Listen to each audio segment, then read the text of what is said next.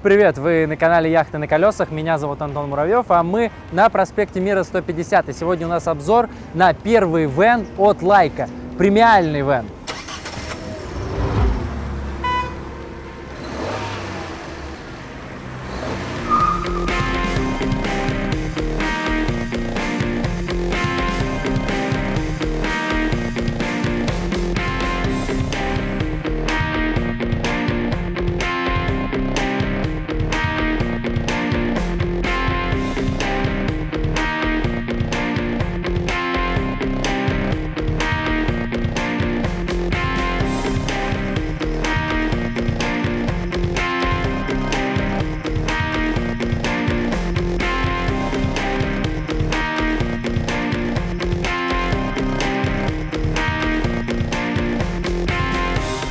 Как я сказал, это первый премиальный, по-настоящему премиальный вэн в истории компании Яхты на колесах.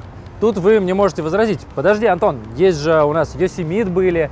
Да, Yosemite был, но, например, Yosemite был на механике. А здесь у нас автомат. 9-ступенчатый крайслеровский автомат, двигатель 2.3 и 160 лошадиных сил. Вы спросите, а в чем же заключается премиальность? И на этот вопрос два ответа. Первое – это всякие мелкие технические детали. Это качество материалов, из которых сделано все. Даже если выглядит так же, то, как правило, в ролике это не отражается, но когда вы придете и потрогаете, например, Sunliving, который находится в экономе, и тот же Yosemite или эту Лайку, вы почувствуете разницу. Ну и плюс эстетические моменты, но они, безусловно, субъективны. Называя этот вэн премиальным, это не мое какое-то субъективное мнение. Это так заявлено производителем, это как бы место в линейке.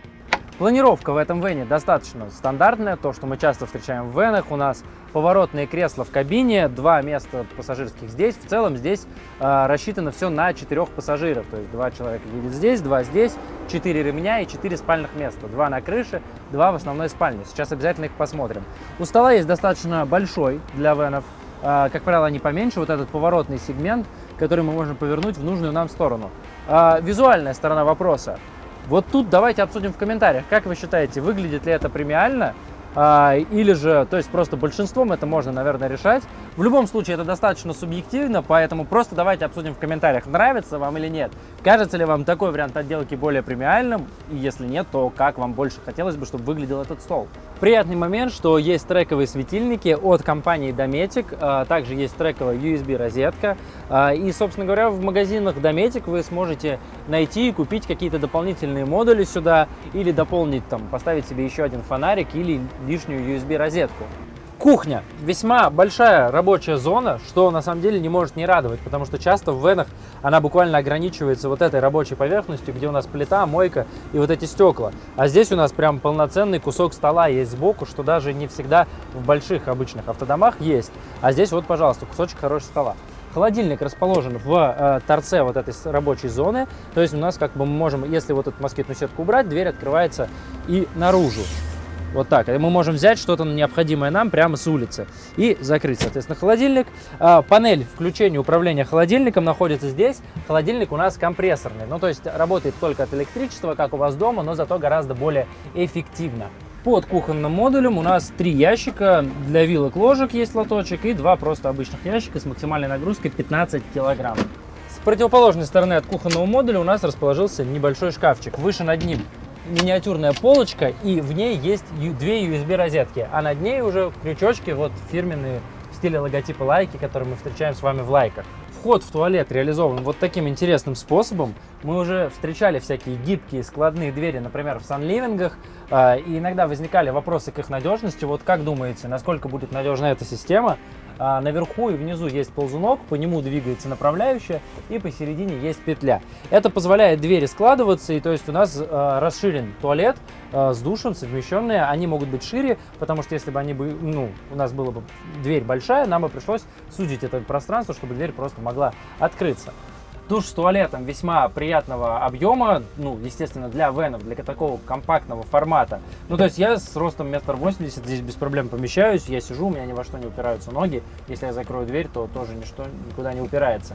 Конечно же, в самой душевой мыться будет, наверное, не супер комфортно, но это уже нюанс вэна. Если вы выбираете такой формат, вы понимаете, что в вэне все будет достаточно миниатюрно. То есть вам нужна зачем-то такая машина, и вы понимаете, что вы делаете. Переходим в багажник, и это же у нас одновременно основная спальня. К разговору о материалах. Я сказал, что они здесь там качественнее, надежнее используются. И это действительно так. То есть вот обратите внимание на эту дощечку, которая у нас ограничивает багажный отсек. Это толстая фанерная доска, достаточно увесистая.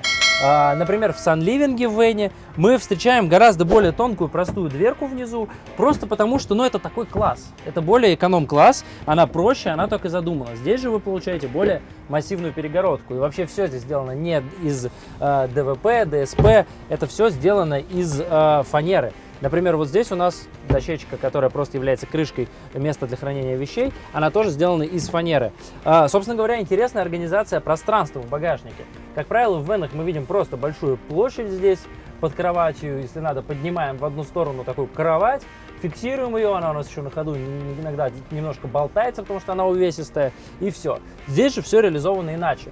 Мы видим большие вот эти вот места, ниши, шкафчики, ящики, как хотите называйте, рундуки, в которых мы можем хранить какие-то наши вещи. Например, здесь сейчас лежит вот чемоданчик ремкомплекта.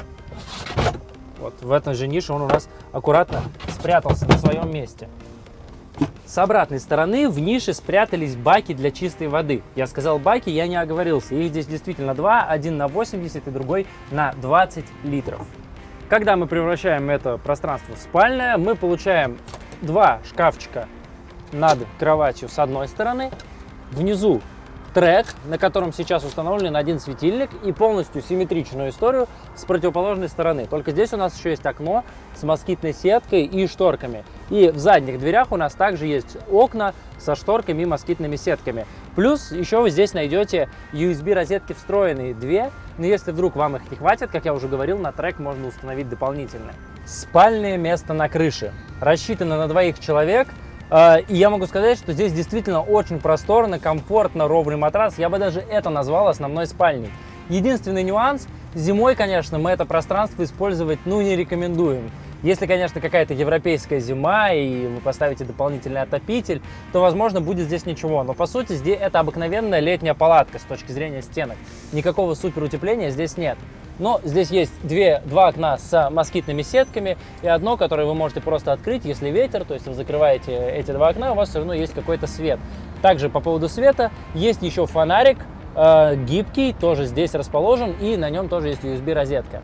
В столовой в полу есть такой небольшой двойной пол, в нем есть ниши для хранения всяких разных ваших вещей. Часто вот эта большая ниша в венах, когда она есть, она занята ремонтным набором, но, как мы с вами видели, здесь он находится на специальном месте в багажнике. Конечно, на выходе у нас будет электрическая ступенька, хотя тут и не очень высоко, но нам должно быть удобно заходить.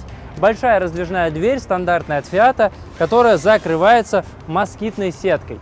Далее у нас по правому борту больше ничего особенного, кроме того, что в задней части заливная горловина. По левому борту у нас кассета биотуалета расположилась, Тедфорд, вот такая.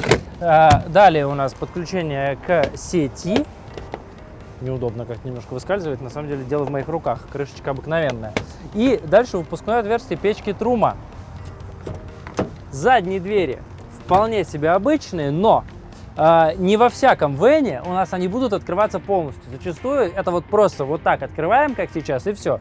Но здесь у нас есть кнопка, которую мы нажимаем, и если надо, распахиваем двери полностью. Что еще у нас здесь? Здесь у нас расположен газовый отсек. Встают 2 стандартных больших газовых баллона. Лайка — новый бренд для компании «Яхты на колесах», и уж тем более вен приехал в первый раз от этой компании.